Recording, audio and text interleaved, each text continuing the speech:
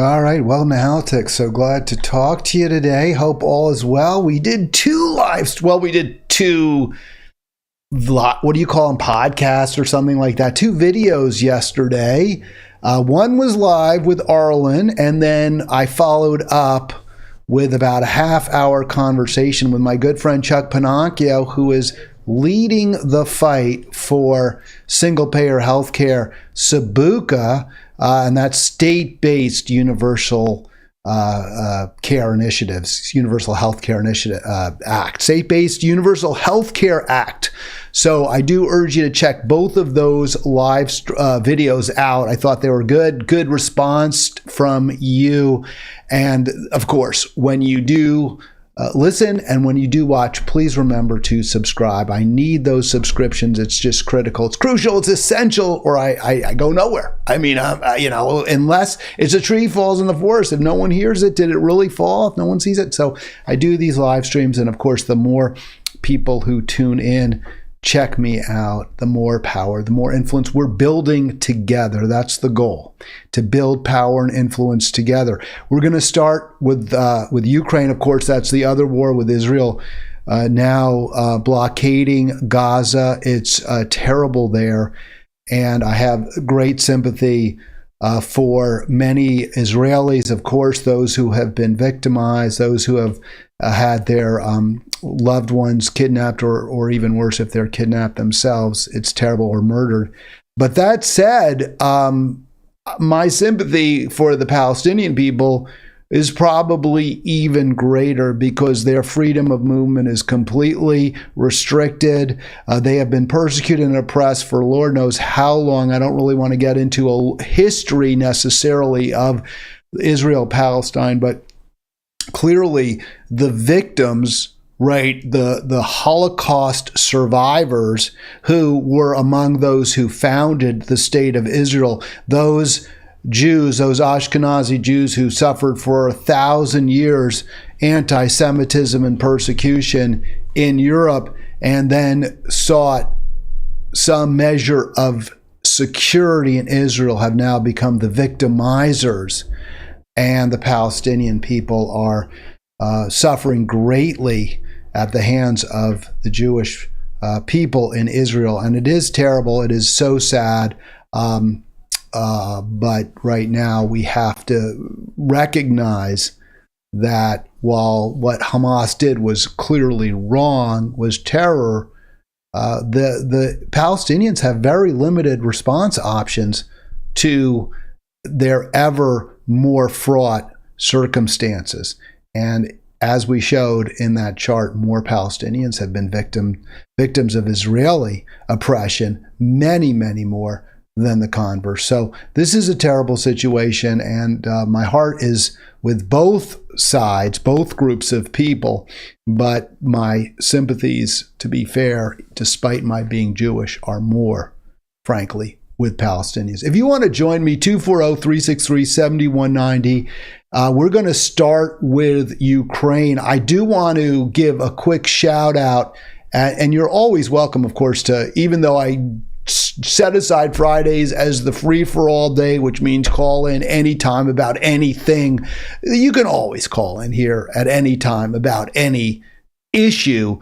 And if I don't want to talk about it, I'll let you know. But if I have been talking about it, I will always entertain calls, entertain conversation, entertain discussion. That's what we're here about. So I want to give a quick shout out, or a big hat tip, or whatever term you want to use, to Art in Seaside, Art in Monterey, California, for bringing this story to my attention. And I call this a sick joke. I really do. I mean, for the Clinton, I mean, they have done so much harm. Okay, this family, in their efforts to, I guess, I don't know what you want to call it, whether it's well-intentioned or not, have done so much harm around the world and at home. So, you know, what the irony of this headline, I think, is that it's got business in the top left corner. I think this is AP News. So it's the AP News business section, right? And yet they use the term humanitarian in there unironically. And I guess that man down in the bottom left of the screen, maybe he's a victim of his own flim-flamming, and he really believes his con, and he really believes that when he goes into countries and he claims, I'm going to help you out, maybe he thinks it's true. But the record demonstrates that the Clintons, when they touch something, it turns to iron and it's harmed and destroyed and damaged. And certainly we saw that writ large with jobs in this country, and with the first quote, the first black president imprisoned more African Americans than any other president. He was also instrumental in the great increase in African American prisoners in state facilities. So it wasn't just federal, but also state penitentiaries as well. The African American population in them exploded. So we saw that. We saw the NAFTA, how it resulted in massive job losses and also stagnant wages for Americans. Also, what Democrats have sought aggressively to claim isn't true. Clinton's deregulation of the banks was a major factor, not excusing W. Bush at all, but was a very significant factor in the mortgage crisis. So the Clintons doing great damage to our own economy, but perhaps, and I think fairly said, even more around the world, whether overtly. When you look at what happened to Honduras, Clinton supporting Hillary, that is, supporting the military junta there, the right-wing junta, to take down the socialists who were trying to make life better for poor working and struggling Hondurans and the agricultural sector. She would have none of that as she became Secretary of State, overtly killing Gaddafi, turning Libya into a void, a terrorist training zone, a slave trading center. So we've seen over and over.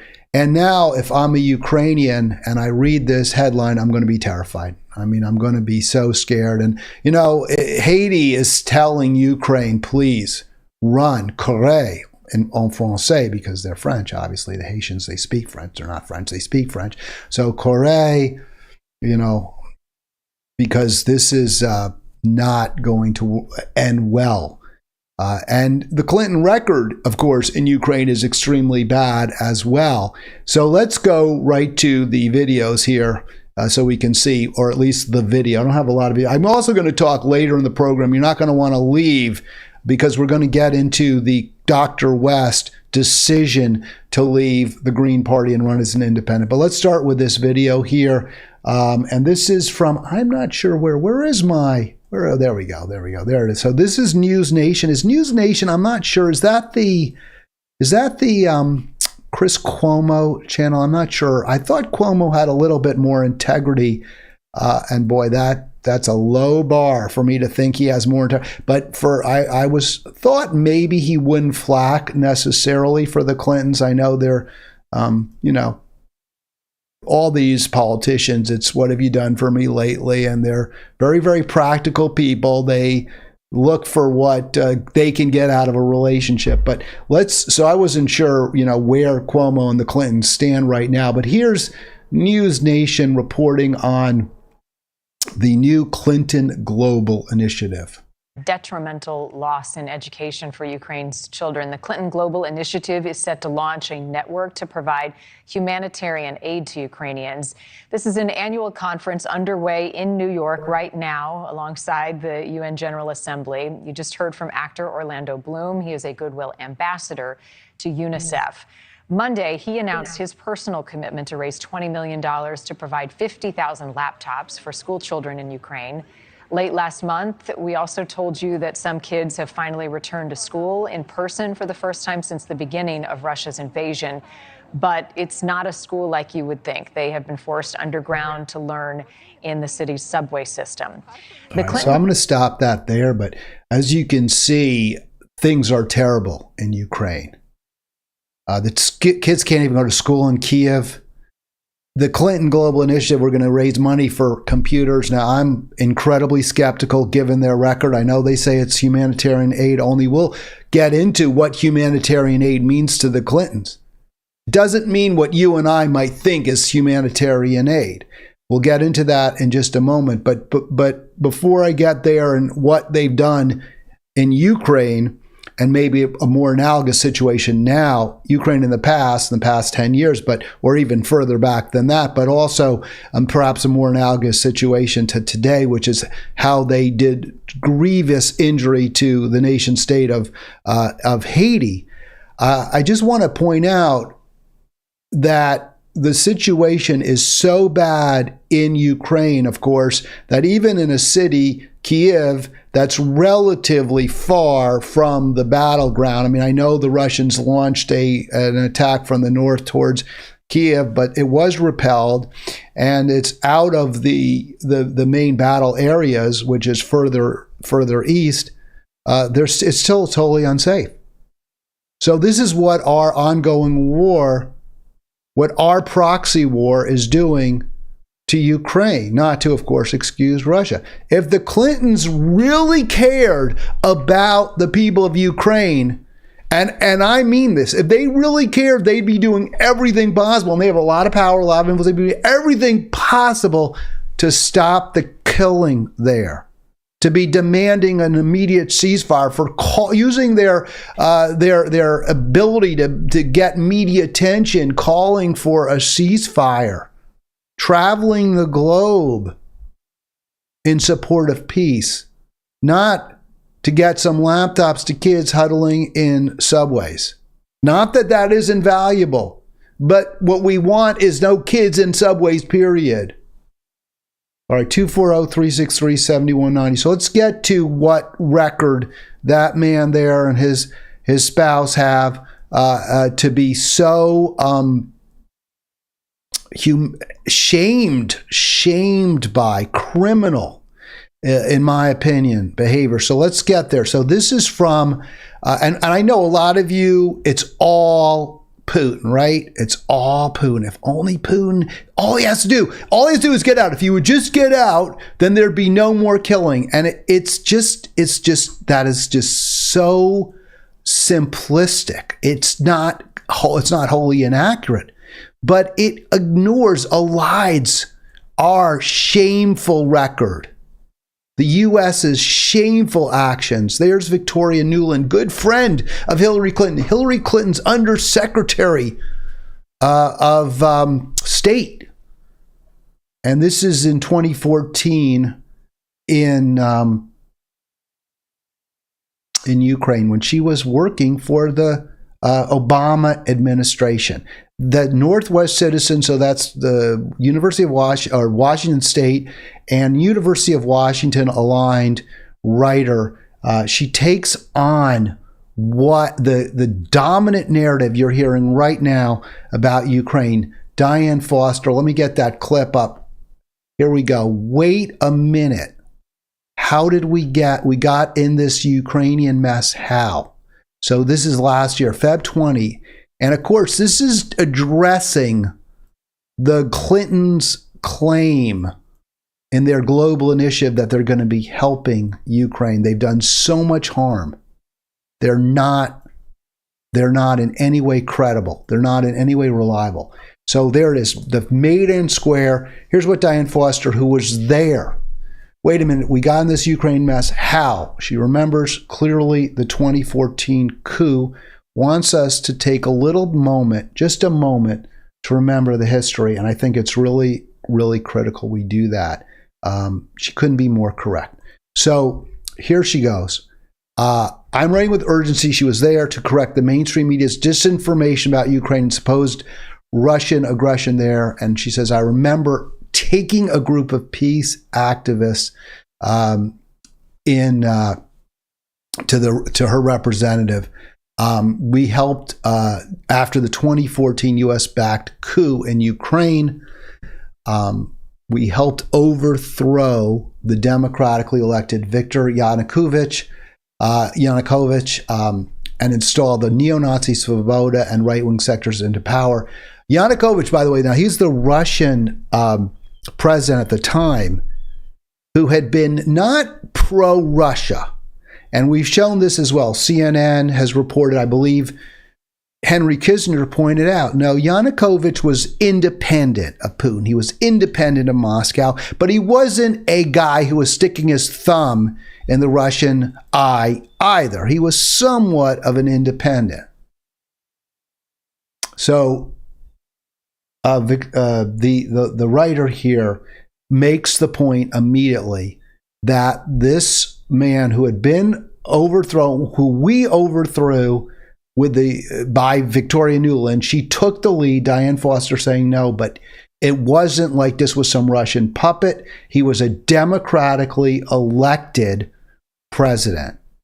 And the decision, the action to overthrow him was viewed with very great trepidation in Moscow. It was considered at the time by Russia to be a deliberate provocation. And again, that's because the guy that they were not pulling the strings, Yanukovych, but they were comfortable with him. They viewed, okay, this is somebody that wants to have a relationship with Moscow, is not looking to simply embrace NATO, simply take Western military support and threaten our sphere of influence. And again, we're not talking about good people, right? We're not talking about the humanitarians or altruists on either side. Putin's a killer. We know that. But if you have a country that independently elects a President Yanukovych, who has signaled he wants to steer a middle course and stay independent of both Moscow and Washington and NATO, then you let him do that. We didn't. We didn't do that. All right, 240-363-7190. And it's not just we. Remember, this was Hillary Clinton, who was Secretary of State at the time. Her hand-picked Undersecretary of State, her hand-picked envoy for Eastern European affairs was Victoria Nuland, who was absolutely associated with the neocon movement. She was close to Dick Cheney. It was a deliberate provocation to put Nuland in charge, and it hasn't ended because she was the one that Joe Biden picked as well. So we're looking at somebody in Hillary Clinton, former Secretary of State Clinton, who deliberately provoked Moscow, deliberately provoked worse and worse, more and more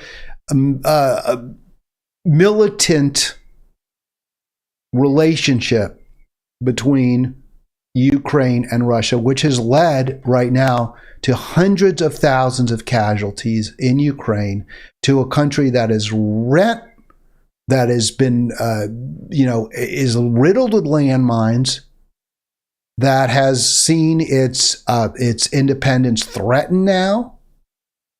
And rather than suing for peace, is being pressured over and over by the United States to maintain a military posture, to maintain a deadly, endless war with Russia, which is, I guess, to the benefit of what, American arms manufacturers? It's hard to see anyone else who's getting much out of this. So here is more from the author there in this column here. So the image of then U.S. Secretary of European Affairs Victoria Nuland, a Dick Cheney appointee promoted by Hillary Clinton. So she was actually plucked from Cheney's little fiefdom then when he was vice president, promoted to an incredibly important position by Clinton. She's standing there on the stage in Kiev's Maiden Square. So it's a Maiden, right? Maiden coup, throwing cookies out to the mobs of neo-Nazis, encouraging them to riot, is imprinted in my memory. Even Kissinger, who, of course, accomplished regime change in Chile, which led directly to the deaths of murders of hundreds of thousands of Chileans. He protested in a Washington Post editorial that Ukraine deserved their own sovereignty. So this is a Hillary Clinton coup. Yet another, in a way, can be just like what we saw in Honduras earlier when she took over. And the idea that the Clintons are somehow going to make things better is just absurd. It's just ridiculous. And if you want to see in Ukraine, it's just that they're going to somehow make things better is crazy. And even our Clinton's, aunts, her mentor, someone she bragged supported her in 2016 for president, he's saying now, and as he said back then, hey, we've got to have a relationship with Russia. It's crazy to have endless war. Let's have a ceasefire. The end of the killing. Let's end it. Complete opposite of what the Clintons have been promoting, as you can see. All right, 240-363-7190. It's so ironic that now this Clinton Global Initiative, and that's why don't trust it. Don't trust it for a second. Don't trust any media flax. When you look at what the Clintons have done around the world, and again, close to us, it's just so ugly and reflects the complete opposite of what I would have thought was a progressive democratic approach. November 2, 2016, what the Clintons did to Haiti. And remember the actions that, Orlando Bloom, movie star, helping wash, greenwash, whatever term you want to use, the Clinton Global Initiative actions in Ukraine. You can't divorce that from what they did to Ukraine, but now when we look back at what they did to Haiti as well. So shameful and shouldn't be defended. Let's look at it. They're painting what they're trying to do in Ukraine as humanitarian aid. What was the humanitarian aid practiced in Haiti? It was anything but humanitarian. It was anything but altruistic. It was anything but helpful, beneficial. Clintons have a long history, Robinson tells us in this piece, in Haiti. I think they at least spent part of their honeymoon there. When Hillary became Secretary of State in 2009, she consciously made the redevelopment. The country would be a laboratory for the U.S. with road tests, new approaches. How lovely, how wonderful for Haiti getting to be a proving ground for Hillary's vision of American power. And how did that work out? How did that work out? If you're Ukraine, you should be shivering in your boots. And I know winter's coming on, so it will be cold there. But yeah, you should be terrified if Hillary wants to make you a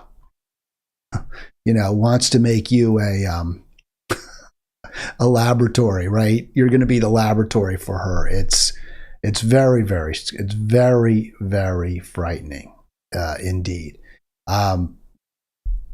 Now, what was this humanitarian aid, or what was the aid? I shouldn't say this was not where they were the Clintons explicitly called this humanitarian. To be fair, they didn't. They were a little bit more honest at that moment, I guess, recognizing that the real purpose of this is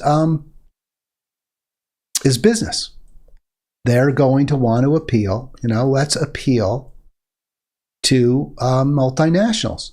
This project in Haiti was heavily focused on increasing Haiti's appeal to foreign corporations. Hillary Clinton's experiments had business as its center. So perhaps the poorest country in the world, certainly in our sphere. And there are a lot of poor countries around the United States, in large part because of our actions. But the poorest of all, rather than trying to just help the people first and foremost, give them a decent life.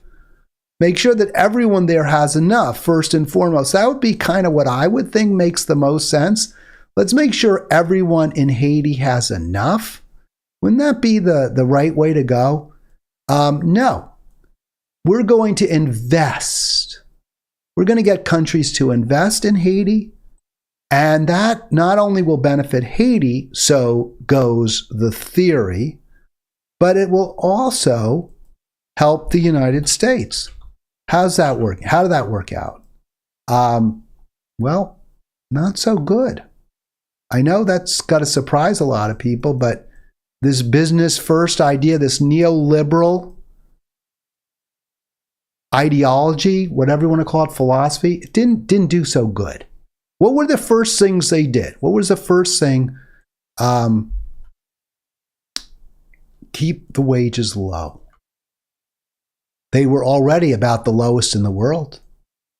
At the time, Haiti was viewed as a potential bulwark for manufacturers against China because wages were even lower there. Hey, why are you moving your computer assembly plant to China? You can make those computers even more cheaply. Heck, you can pay 24 cents an hour to laborers in Haiti. It's like $1 an hour in China. So why would you even move to China? Of course, there's a lot of reasons, a lot more, the scales were so much bigger in China. There's so many more workers, and the government was definitely more functional. So I think there were various reasons why companies in general were preferred doing their manufacturing with cheap Chinese labor rather than with even cheaper Haitian labor. But not the sweatshops. So Haitian garment manufacturers were livid when the president of Haiti backed a wage increase to 61 cents an hour. They were livid. And they went right to the U.S. State Department, who, showing their support for the contractors to U.S. multinationals, Haynes and Levi, this is Hillary's State Department. She's Secretary of State, aggressively blocked the 37-cent increase. Doesn't take economic reality into account. Now, one of the things I find most fascinating about this, and most ugly, most awful, the most ugly part is that you have incredibly impoverished workers getting virtually nothing for their labor, barely surviving, and a tiny increase to 61 cents an hour is stomped on by Hillary Clinton and her State Department solely at the behest of the American multinationals that would have to pay just a little more, right, for those T-shirts and underpants and stuff. And blue jeans too, because it's Levi Strauss. That's awful. That's awful. But what Clinton does is she makes the argument, this is good for Americans. So yeah, maybe it's sort of too bad for those poor Haitian workers. But it's better for us. At least we got our undergarments cheaper. This is terrible. It's not only terrible for the Haitian workers, it's terrible for American laborers. Anyone who's doing manufacturing in the United States, where we've got an incredibly generous $7.25 minimum wage. I think, it hasn't gone up in about 15 years. So I think it was still, maybe at that point it was less. Maybe it was around $6.75, because I think it went up during the Obama years, maybe. But in any event, anyone making the generous $7.25 or $6.75 an hour in the United States, they couldn't compete. How are you going to compete with the 29 cents an hour that the Haitian workers are getting paid. So, I mean, you're totally being sold a bill of goods by the Clintons. It's terrible for Haitians. And she claims that one of the things that Hillary's, one of the positive aspects, one of the new nuances of the Ukraine aid is it's going to be focused on helping women. Women in Ukraine are going to be, we're going to make sure that there's an equitable distribution of those laptops so that women get their share as well. This is somebody who did everything she could and succeeded in keeping garment workers, almost all black women in Haiti, getting paid 24 cents an hour. And you wonder why she lost. You wonder why so many people didn't want to vote for her, even if she was going up against Trump. All right, 240-363-7190. It wasn't just the garment workers who suffered under the Clinton regime in Haiti. It was also everyone. I mean, it was the entire country after the disastrous hurricane there. Barack Obama appointed former presidents Clinton and George H.W. Bush to focus on providing relief. And they're 100%. They said it was going to be humanitarian. And they advertised in the Clinton-Bush fund that 100% of donations go directly to relief efforts. But they adopted a very expansive definition. Relief to the Clinton-Bush fund was focusing on long-term development, like maybe some, elite resort for globetrotters on the beach where we can take advantage of smiling Haitians that were paying maybe a couple dollars an hour, so they're happier, they're doing better than their brothers and sisters on the rest of the island. They get a nice beach. We'll totally wall it off from the rest of the country. So things like long-term development like that, maybe a new garment factory. We want to support long-term programs to help Haiti's business class. This is how the Clintons help other countries. This is their global initiative. This is their humanitarian aid. Help business.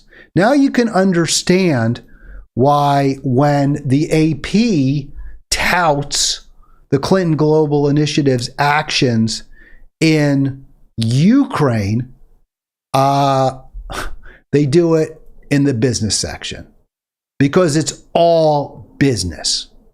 It's all business for the Clintons. A country can be at war. It can be getting attacked on all sides. It can be bombed and mined. It can be losing hundreds of thousands of people. And the response is not peace. The response is not we need a ceasefire. The response is not we need to end the hostilities. It's, hey, let's raise a lot of money to give some computers to kids who will be underground and also tout it as a women-centric policy. That's who they are. Don't fall for it. Don't fall for it. Has it ever worked? It sure as hell didn't work in Haiti. It sure didn't help in Haiti. As Nathan J. Robinson points out, this strategy, this humanitarian strategy, as they call it, whatever, relief aid strategy, was an odd one. It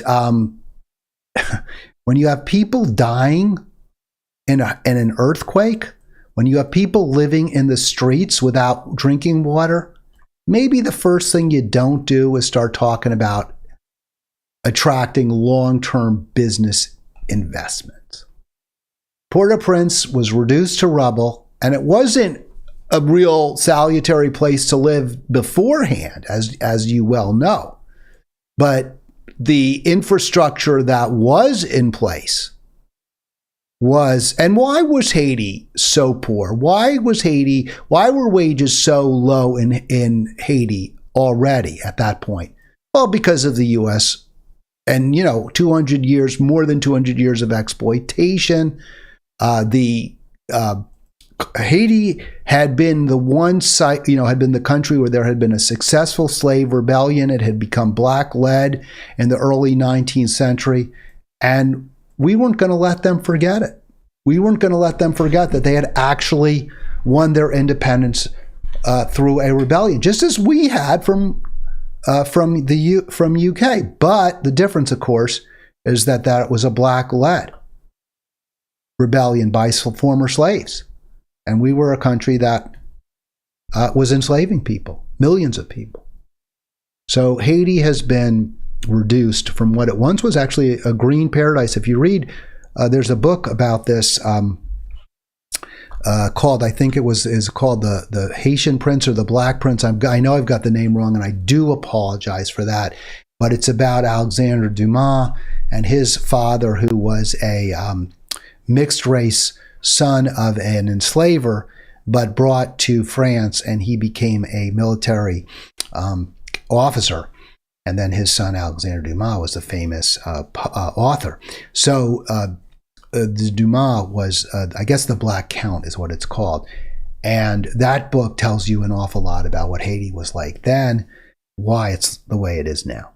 240-363-7190 if you'd like to join me. But the Clinton-led recovery in Haiti was a disaster. The year after the earthquake, remember they were trying to bring in investments.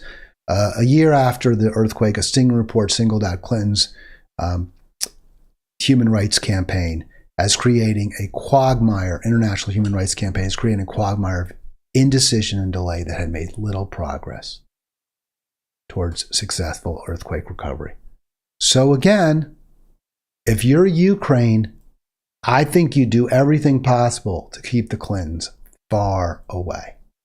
Okay, 240-363, love to have you join me. Don't forget, click like, click subscribe. Let me know what you think about what we're doing here. And let's move on. I mentioned this on Friday, didn't get to it yesterday because we were talking about Israel, Palestine with Arlen. But the situation with Dr. West is very upsetting to me, and I have put a lot of eggs in my Dr. West basket. He has been my choice. I can't see myself not voting for him because no other candidate is remotely as appealing as he is. But I think his decision to leave the Green Party was misguided, to run as an independent. I don't agree with it. Of course, it's his decision. I mean, I don't agree with it. I'm sure he couldn't care less what I think or don't think. But it troubles me because, and what we've seen, we saw this with Obama, is it becomes, you start to wonder, I wonder, is this a vanity project for Dr. West? In other words, you're not going to, I don't want to say you're not going to win. Maybe you'll win. I'd love it if you won. It's possible you can win. But even if you do win, you need supporters. You need backing. You need folks who are going to be out there, pushing a progressive agenda. This is why when President Obama broke up Obama for America, it was so disappointing. We were hoping to have this progressive group that could push Obama to the left, but also push Congress to the left. And apparently that is not what President Obama wanted. Seems clear in retrospect, it was exactly what he did not want. But you need institutions, independent institutions, to keep lawmakers in line, to keep presidents in line. And it appears that that's something Dr. West now doesn't want. He's recoiling against it. I don't think all of his reasons are bad ones. But if we want a movement, it has to be beyond a cult of personality, a cult of one. As much as I despise both political parties and what they've done, they do provide a bulwark, a backstop to prevent their their candidates from going, their nominees, their winners from going too far, from straying too far from party orthodoxy. Now, I think a lot of times that's really bad, but we certainly saw it with, for example, Trump. I mean, he was only going to go so far when it came to trade. Now, I don't know that he wanted to go any farther. I don't know that he really wanted to take on the industrialists who were manufacturing overseas. I greatly doubt it, since his daughter was one of them. But to the extent that Trump may have wanted to pivot and have a less bellicose relationship with Russia, the Republican Party wasn't going to let him do that. And we certainly have seen the Democratic Party put restraints on whatever positives we might have seen, real positive action for poor, struggling working people we might have seen from the Obama administration. The Democratic Party stopped it. So if you want to have some checks on leadership, parties do provide that. And I'd love to see a vibrant, powerful, influential Green Party. That's not what Dr. West wants, apparently. Let's go to Sabby Sabs, who did a great job with this interview, I must, in my humble opinion. You want to go, but we want to hear from you. Like, why did you decide to pursue an independent run instead of remaining with the Green Party? Yeah, I mean, it's always a challenge because, this terrain is such a treacherous one. I'll forever be grateful to Sister Jill Stein and Brother Ajumu Baraka for being so open in making the transition, because the transition was very important. There's no doubt about it. We had a lot of different kind of challenges. You remember Sister Jill was interim campaign manager. And then even, now she was campaign manager. No, you've always been an interim, but she and Jama made a very important contribution. But as things went on, it was clear that, you got a lot of internal dynamics in the Green Party. You got 4 debates among the Green Party presidential candidates. You have to go to a variety of different events in different states to do that, in addition to the web seminars. And then you have to try to somehow connect what you're doing in the campaign with the Green Party. All right. Well, Cry Me a River. None of that does that sound like such a big deal to you? I mean, the Green Party platform is flexible, but we've been through this with Andy Ellis. There's nothing in there that Dr. West, I think, has any disagreement with. I mean, they're 100%. I understand, Dr. West, in one area where I don't agree with him is pushing for reparations. The Green Party is on all fours with reparations with Dr. West. The Green Party is pro-peace. Dr. West is pro-peace. He wants to get us out of Ukraine. That's what the Green Party wants. Dr. West is a huge environmentalist. The Green Party is green. So there's really no area, I don't believe, where Dr. West would be in conflict. And he doesn't identify one either. It's not like he says, oh, but they want this and I want that. So I don't find that to be a persuasive reason for leaving the Green Party. Now I will say this, and it's a little bit, maybe I'm being a bit of a hypocrite, because I'm not working right now with any established organization. I'm volunteering with the Greens on occasion.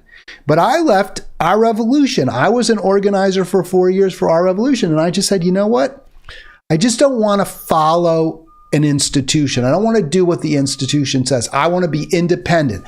I want to do my live stream. I want to say whatever the hell I want. I don't, because when I worked for for Our Revolution, I had to be careful about some of the things I posted, about some of my comments. I had to pull back criticism. I wasn't going to be too overtly critical of individual Democrats. The squad was often viewed, members of the squad were often viewed as allies or were always viewed as allies. Never. Jamie Raskin is considered, at least overtly, explicitly, expressly an ally of our revolution because he pays lip service to Medicare for all and other progressive policies. But these individuals, to me, are not allies in the least. They provide a strong limit to how far to the left we can go. They're controlled opposition. They're part of the problem. As a member of our revolution, I really couldn't criticize. I couldn't say anything that wasn't extremely negative towards Donald Trump. Well, I think Trump's a bad president. I don't like Trump. I think he's a bad guy. I think he's corrupt. I think he's a greedy, self-serving narcissist. But dishonest too. But that doesn't mean I accept every single attack and slam and slur on him. It doesn't mean that I don't recognize the value of tariffs or of a peace deal with Afghanistan. So I left our revolution because I didn't want to toe our revolution line. And yet I'm criticizing Dr. West for leaving the Green Party. But there are differences. So you could say, well, you're being a hypocrite, Hal. Maybe. Call me, 240-363-7190. But there's a difference. The difference is I was a staffer. I had to do what the top manager said. We were also obviously very, very dependent on fundraising. We had to consider what we said, how it would impact on fundraising. And remember, donors are more affluent than rank and file. When it comes to organizations, nonprofits, even progressive ones, donors are more affluent and therefore farther to the center, more centrist, as opposed to farther to the left. So again, we had to pull our punches when it came to criticizing the Democratic Party, and when it came to we had to really just lay on the wood when it came to Republicans. I didn't love that particular aspect of I didn't agree with it, so I left it. Maybe Dr. West feels there are areas of the Green Party he doesn't like. The difference, of course, is he was running for the nomination. He would be the leader of the party. The party would be following him rather than him following the party. But I get it. Okay. Even so, you can't affect radical change, right? It's like he said, I don't want to be run as a Democrat because the Democrat Party and I don't have the same values. So maybe he felt like he doesn't share the values of the Green Party. But where don't you agree with the value of the Green Party? What area? I don't see it. And the goal, it seems to me, would be to build a long-lasting, ongoing institution that would be fighting for progressive policies. All right, let's go to a second clip here. I want to see if I can. This is going to show me. Yeah, so there. Let's get this up. I got to. I'll resize it, but we'll play it now. More from Dr. West on why he's leaving, he left the Green Party to pursue an independent run. Where I go and what I focus on is something I can do now much better as an independent. All right, and so that's exactly what I was saying. Maybe he feels that way, but I want to hear how, in what areas can you focus on with more freedom than when you were agreeing? It's a world of difference. It frees me up. I don't have to go through all the procedures and all of the processes of the Green Party. I went in with a sense of humility. I said, look, I'm not assuming I'm going to secure the nomination, but I got to hit the ground. So let's say if I go to Mississippi, and in Mississippi, it's Chocolate Jackson and Lexington and the Delta and so forth. And black folk ain't heard of Greens in Mississippi, but they coming out like I don't know what. You see what I mean? All right, so what he's saying there, I mean, it's obvious, right? I mean, I don't have to interpret, but just to explicate a little bit, nothing there tells me that the Green Party was muting or changing or controlling his message in any way. Now, Dr. West said that he would be freer to present his message to Mississippians, and presumably black Mississippians, because he says it's Chocolate City down there. and they don't know who the Green Party is. But the fact that the Green Party may not be familiar to Mississippians doesn't mean the Green Party's message is in any way different than Dr. West's. And Dr. West doesn't have to spend a lot of time talking about the Green Party when he talks to Mississippians, even if he's running as a Green Party candidate. He can talk all about his I went to see Bernie Sanders in 2015, when he was running for the Democratic nomination the following year. And he didn't talk a lot about the Democratic Party. He talked about building a revolution. He talked about electing progressives. He didn't spend his time talking about the Democrats. Dr. West can talk about how the Green Party is going to be the party that is going, truly represent the people. It's going to be a truly Democratic with a small d, fight for working people, fight for people of color, fight for Mississippi. He can do all that. I don't get the argument that somehow his message would be made somewhat opaque, would be less acute, less clear. It doesn't seem that he's making that argument. Why am I upset about this? Well, I don't want this just to be a one-off candidacy. I want this to be about building a long-term viable political alternative to the Democrats and Republicans, and I don't get that as Dr. West's goal. Now, that wasn't Ralph Nader's goal either, I don't think. I mean, Ralph Nader didn't associate himself as a Green in any real way whatsoever, except when he ran for president. One other point I'll get to a little bit, why I can't, I'm not clear I understand all this, but let's just play a little more from Sabby Sab's outstanding interview with Dr. Cornel West.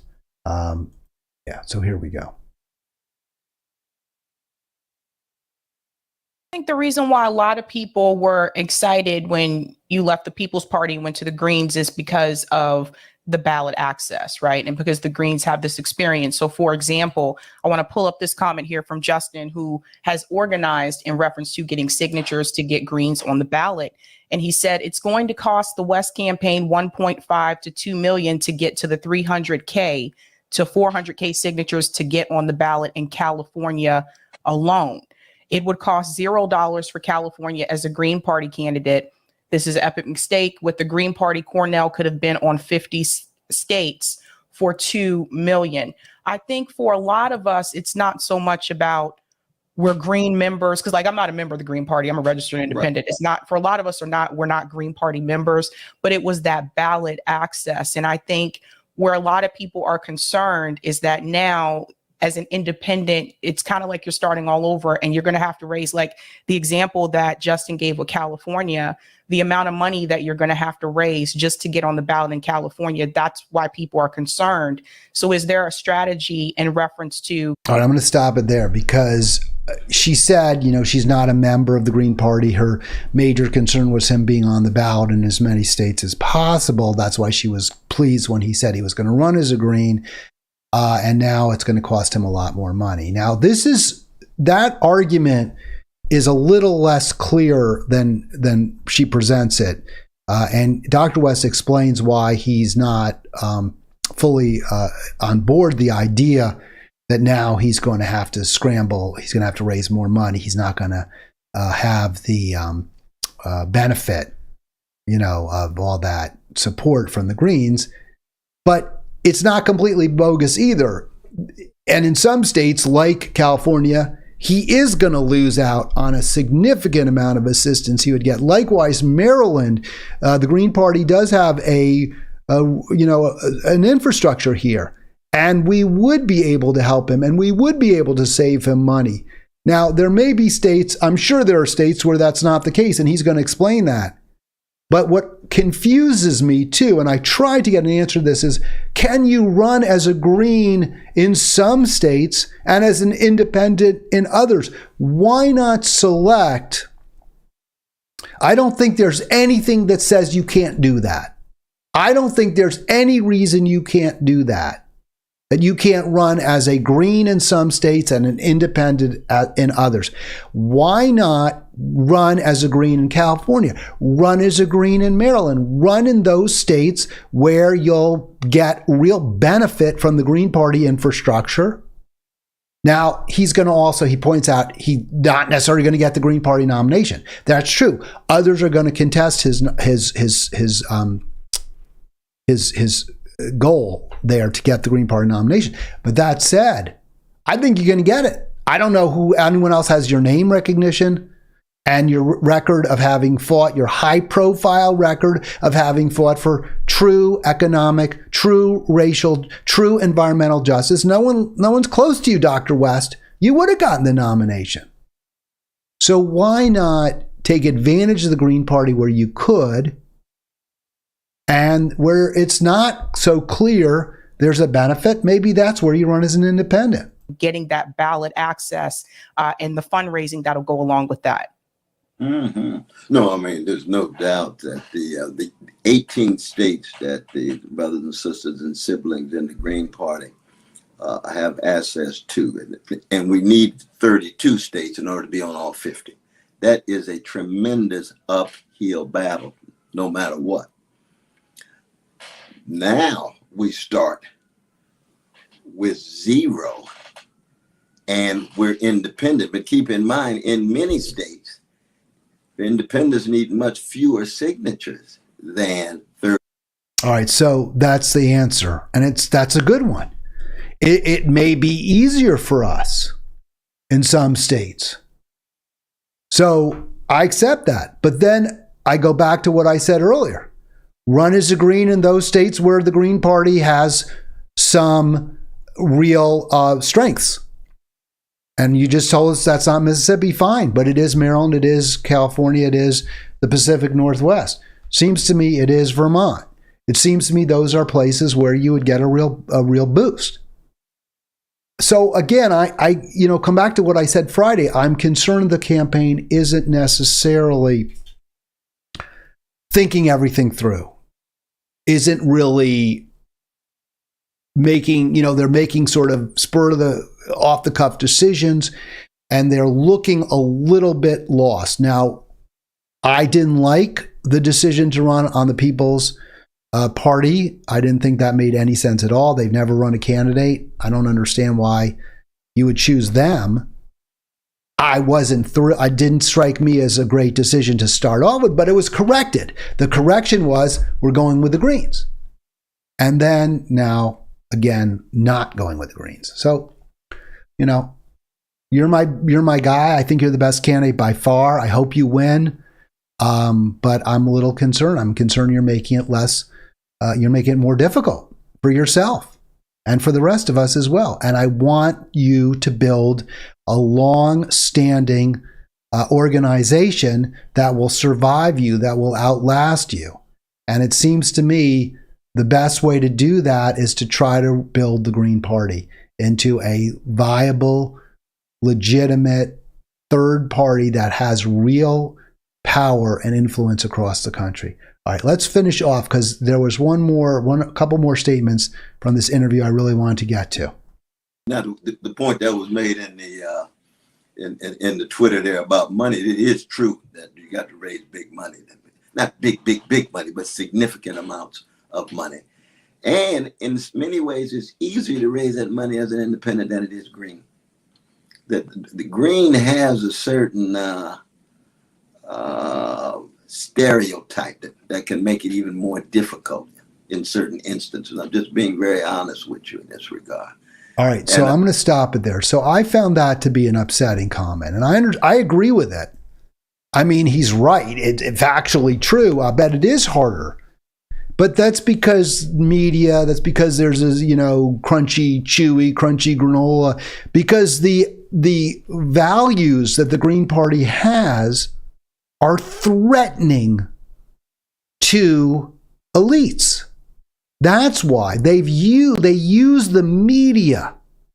They use the social media, which they control, to mock. And this is both parties, right? Because the Green Party, if they got traction, would have great appeal. Because the values of the Green Party is about the policies like universal health care coverage are incredibly popular. Peace is popular. A tight safety net is popular. High taxes on the rich is popular. So you're right. People look down on, think, make jokes about the Green Party. It's true, Dr. West. But I would think you would be looking to build that institution to say, no, they're scared of us. They make fun of us because they're afraid. People make fun of you too. They'll figure out ways. Your hair, right? It sort of sticks up, or, your method of speaking. I have no problem with it, but some people don't like, all the brother and the sister and the kind of pulpit way of speaking. So their media, they're going to find ways to try to embarrass you. And just as they have the Greens, the Green Party, I would hope your job would be to unite people behind a truly progressive organization that supports, as far as I can tell, every single platform, every policy that you believe in.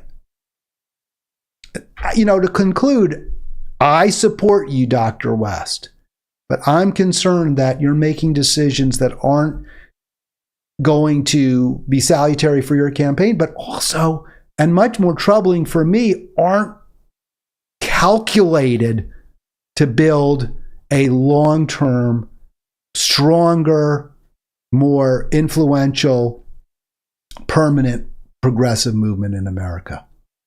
All right, that's going to do it. Great talking to you. Thanks so much. If you've clicked subscribe, if you click like, I thank you.